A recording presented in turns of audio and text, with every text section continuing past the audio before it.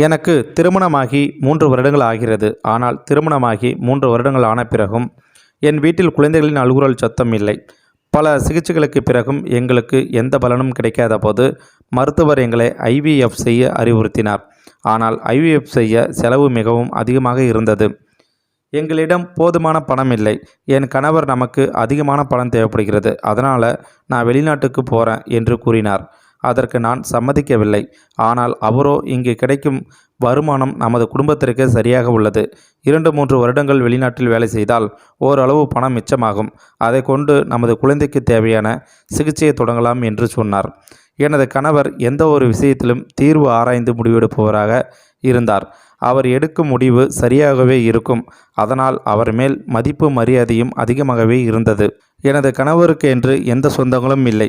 அவரை கல்யாணம் செய்யும் முன்பே அவரது பெற்றோர்கள் இறந்து போயிருந்தனர். அவர்கள் விட்டு சென்ற வீட்டிலேயே நாங்கள் இப்பொழுது வசிக்கின்றோம். கடவுளின் அருளால் அக்கம் பக்கத்தில் உள்ளவர்களும் மிகவும் அன்பாகவும் பாசமாகவும் என்னுடன் நடந்து கொண்டனர். முதலில் வெளிநாடு செல்ல சம்மதிக்கவில்லை என்றாலும் கணவர் எதை செய்தாலும் சரியாக இருக்கும் என்ற நம்பிக்கையிலும் நமக்கு பணம் தேவைப்படுகிறது என்பதால் சரியென ஒப்புக்கொண்டேன். சில மாதங்களில் அவரும் வெளிநாடு சென்று விட்டார்.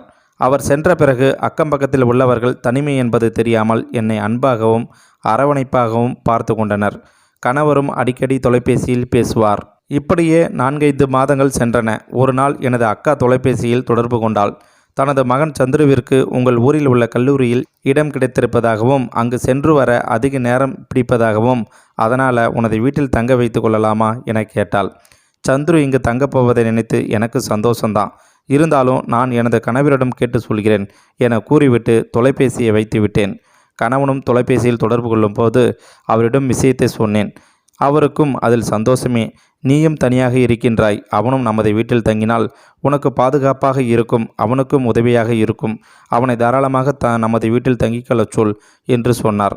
சந்துருவை பற்றி சொல்ல வேண்டுமானால் எனக்கும் அவனுக்கும் 10 வயசு வித்தியாசம் இருக்கும். அவன் சிறுவனாக இருக்கும் பொழுது சித்தி என்று சொல்ல தெரியாமல் அம்மா என்றே அழைப்பான். வீட்டில் முதல் ஆண் பிள்ளை என்பதால் அனைவரும் அவன் மேல் பாசமாக இருந்தோம். சிறு வயதில் எங்கள் அக்கா வீட்டிற்கு வரும்போதெல்லாம் சந்துருவை நான் தான் கவனித்துக் கொள்வேன். அவனுக்கு சாப்பாடு ஊட்டுவதிலிருந்து அனைத்து வேலைகளும் நானே செய்வேன். இதனால் சந்துருவும் என் மேலே பாசமாக இருப்பான். பிறகு நானும் திருமணமாகி வந்துவிட்டேன். அதன் பின் உறவினர்களின் விசேஷங்களிலோ அம்மாவின் எப்பொழுதாவது வீட்டிலேயோ காண்பது உண்டு. காணும் போதெல்லாம் என்னை பற்றியும் என் கணவரை பற்றியும் அக்கறையாகவும் பாசமாகவும் விசாரிப்பான். இப்பொழுது அவன் கல்லூரி படிக்கும் காலம் வந்துவிட்டது. அக்காவிடம் நானும் கணவர் கூறியதை சொல்ல அவளும் சந்தோஷமடைந்தாள். அந்த வாரத்திலேயே அக்காவும் சந்துருவும் வீட்டிற்கு வந்தனர். அக்கா 2 நாட்கள் தங்கிவிட்டு சந்துருவை எனது வீட்டில் விட்டு சென்றாள். சந்துருவும் அப்பொழுது இருந்தது போலவே என் மேலே பாசமாக இருந்தான். 2-3 நாட்களிலே கல்லூரிக்கு சேர்ந்தான். கல்லூரியில் நடக்கும் அனைத்து விஷயங்களையும் என்னிடம் பகிர்ந்து கொள்வான். நானும் அவனை அக்காவின் மகன் போல் அல்லாமல் எனது சொந்த மகனைப் போலவே நினைத்து அனைத்து விஷயங்களையும் அவனுடன் பகிர்ந்து கொள்வேன். சில சமயம் நான் சமைக்கும் பொழுது எனக்கு உதவியாக காய்கறிகளை நறுக்கி தருவான். இரவினில் பாத்திரங்களில் விளக்கவும் உதவி செய்வான். அவனுக்கு நான் சித்தி என்றில்லாமல் ஒரு தோழியைப் போலவே அவனுடன் பழகினேன். இரவு உறங்குவதற்கு முன்பு பால் குடிக்கும் பழக்கம் எனக்கு இருந்தது. இதனால் அவனே எனக்காக பாலை சுட வைத்து கொண்டு வந்து தருவான். நீ கொடுக்கும் பாலை குடித்தால் உறக்கம் நன்றாக வருகிறது. உனக்கு கிடைக்கப் போகும் மனைவி மிகவும் அதிர்ஷ்டசாலி என கிண்டலாக சொல்வேன். அவனும் சிரித்து கொள்வான். பின்பு அன்று நடந்த நிகழ்வுகளை குறித்து இருவரும் பேசி சிரித்துவிட்டு அவரவர் அறைக்கு உறங்க சென்று விடுவோம். இப்படியாகவே 6 மாத காலங்கள் சந்தோஷமாக கடந்தது. சில சமயம் கணவர் இல்லாத கரையை நினைத்து வேதனைப்படும் பொழுது எனக்கு ஆறுதல் கூறுவான். இது சற்று நிம்மதியும் அளிக்கும். ஒரு நாள் எனக்கு மோசமான வயிறு வலி உண்டானது. சந்துருவை அழைத்து செல்லலாம் என்றால் அவன் கல்லூரிக்கு சென்று விட்டான். பின்பு நானாகவே ஒரு ஆட்டோவை பிடித்து மருத்துவமனைக்கு சென்றேன். சில பரிசோதனைகளை செய்த மருத்துவர் பின்பு என்னை அழைத்தார். ஒரு ஃபைலை என்னிடம் கொடுத்து, பயப்படுவதற்கு ஒன்றுமில்லை, சந்தோஷமான விஷயமே, நீங்கள் கர்ப்பமாக உள்ளீர்கள் என்றார். இதை கேட்ட எனக்கு தலையில் இடி விழுந்ததை போல உணர்வு உண்டானது. திடீரென வேர்க்க ஆரம்பித்தது. பதட்டமாக முகம் மாறியது. இதை கவனித்த மருத்துவர் என்னவென்று கேட்க ஒன்றுமில்லை என்று கூறி அந்த ஃபைலை வாங்கி கொண்டு வெளியில் வந்தேன். ஒரு ஓரமாக உட்கார்ந்து அழ ஆரம்பித்தேன். என் கணவரோ அல்லது உறவினர்களோ இதை கேட்டால் என் வாழ்க்கை என்னவாகும் என்பதை நினைத்து மேலும் அழுகை பீறிட்டு வந்தது. வீட்டில் நானும் சந்துருவும் மட்டுமே உள்ளோம். அப்படி இருக்கையில் எப்படி நடந்தது என்று யோசித்து யோசித்து மேலும் குழப்பமாக இருந்தது. யாராக இருந்தாலும் நினைக்கக்கூடிய ஒன்றதான் நானும் நினைத்தேன். ஆம், இதற்கு காரணம் சந்துருவாகத்தான் இருக்க முடியும் என்று என் மனது சொல்லியது. அவன் இரவு கொடுக்கும் பாலில் எதையோ கலந்து கொடுத்து தனது இச்சைகளை தீர்த்து கொண்டான் என்று தோன்றியது. அவன் அப்படிப்பட்ட ஆள் இல்லை. உன்னை சித்தியாக நினைக்காமல் அம்மாவைப் போலவே பார்க்கின்றான் என்று மனது சொன்னாலும் இதற்கு காரணம் அவனை தவிர வேறு வழி இல்லை என்று ஒருபுறம் சொன்னது. நானும் அதை நம்பினேன். வீட்டிற்கு செல்ல மனம் இல்லாமல் வீட்டிற்கு சென்றேன். அங்கு சந்துரு பதட்டமாக காணப்பட்டான். என்னிடம் சித்தி எங்கே சென்று விட்டீர்கள்? உங்களை காணாமல் பதட்டமடைந்து விட்டேன் என்றான். அவனை அப்போது காணும் பொழுது முதன்முறையாக அவன் மேல் பயங்கர கோபம் உண்டானது.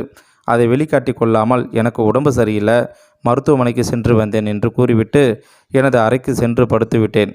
அங்கும் வந்து என்ன ஏது என்று சந்துரு விசாரிக்க நானும் கோபமாக ஒன்றுமில்லை, என்னை தனியாக விடு என்று கூற அவனும் சென்று விட்டான். அன்று இரவு எனக்காக பாலை எடுத்து வந்தான் சந்துரு. நானும் இன்று இரவு என்னதான் நடக்கிறது என பார்ப்பதற்காக அவனிடம் பாலை வாங்கி கொண்டு நீ போய் உறங்கு என சொல்ல அவனும் சென்று விட்டான். பாலை குடிக்காமல் இரவு 2-3 மணி வரை முழித்திருந்தேன். ஆனால் சந்துரு வரவில்லை. அசதியில் நானும் உறங்கிவிட்டேன். மறுநாள் சந்துரு எப்பொழுதும் போலவே நடந்து கொண்டான். ஆனால் நான் தான் அவனுடன் பேசுவதை நிறுத்திவிட்டேன். இது சந்துருவிற்கு ஓரளவு புரிந்தது. அவனும் 2 முறை ஏன் சித்தி அடிக்கடி என் மேலே கோவப்படுறீங்க என கேட்டான். நான் ஒரு வார்த்தையில் ஒன்றுமில்லை என கூறிவிட்டேன். அழுது கொண்டு இருப்பதால் எந்த பிரயோஜனமும் இல்லை என்பதை புரிந்து கொண்டேன். இந்த பாவத்தை யாருக்கும் தெரியாமல் எப்படியாவது கலத்தி விடலாம் என்று முடிவு செய்தேன். நாளை எப்படியும் என் வீட்டு அருகில் இருக்கும் தோழி அழைத்து கொண்டு மருத்துவமனைக்கு செல்ல வேண்டும் என முடிவெடுத்து தோழியிடம் எனக்கு உடம்பு சரியில்லை, நாளை என்னுடன் மருத்துவமனைக்கு வர வேண்டும் என்றேன். ஏன் எதற்கு என்று அவளும் விசாரிக்க ஒன்றுமில்லை, நீ வந்தால் மட்டும் போதும் என கூற அவளும் சரியென்று சம்மதித்தாள். அவளிடம் வேறு எதையும் கூறவில்லை. மறுநாள் காலை வீட்டு வேலைகளை முடித்துவிட்டு செல்லலாம் என்று முடிவு செய்து வேலைகளை பார்க்க தொடங்கினேன். அப்பொழுது பின்னால் இருந்து 2 கைகளில் என்னை அணைத்தன. கடும் கோபம் கொண்டு திரும்பி பார்க்க அங்கே எனது கணவர் நின்று கொண்டிருந்தார். அவரை பார்த்ததும் அவரை கட்டிப்பிடித்து கொண்டு சில நிமிடங்கள் கதறி அழுதேன். சமாதானம் செய்த கணவர், எனது நிறுவனத்தில் 10 நாட்கள் விடுமுறை அளித்து உள்ளார்கள், உன்னை பார்த்துட்டு வரலாம் என வந்தேன் என கூறினார். ஒருபுறம் கணவர் வந்தது மகிழ்ச்சியாக இருந்தாலும் இவரை வைத்து கொண்டு எப்படி மருத்துவமனையில் செல்வது என்று குழப்பமாக இருந்தது. மறுபுறம் இவரிடம் விஷயத்தை சொல்லிவிடலாமா என தோன்றியது. அப்படி சொன்னால் ஒரு அவப்பெயரோடு அவருடன் வாழ நேரிடும். இதை அவர் எப்படி எடுத்துக்கொள்வார் என்றும் தெரியவில்லை.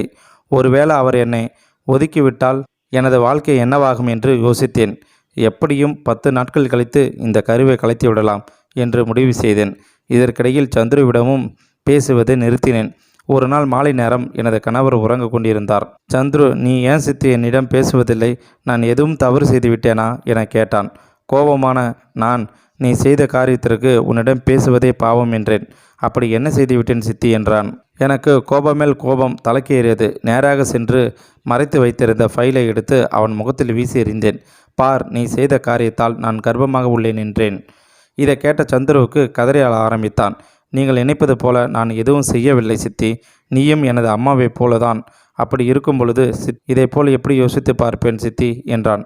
அவனின் அழுகுரல் கேட்டு உறங்கி கொண்டிருந்த எனது கணவர் வெளியே வந்தார். அவன் அழுது கொண்டு இருப்பதை பார்த்து ஒன்று புரியாமல் கீழே சிதறி கிடந்த ரிப்போர்ட்டை எடுத்து படிக்க ஆரம்பித்தார். எனக்கு அவர் படிக்க ஆரம்பித்ததும் உலகமே சுற்றுவது போல் தோன்றியது. மயக்கமடைந்து கீழே சரிந்து விழுந்தேன்.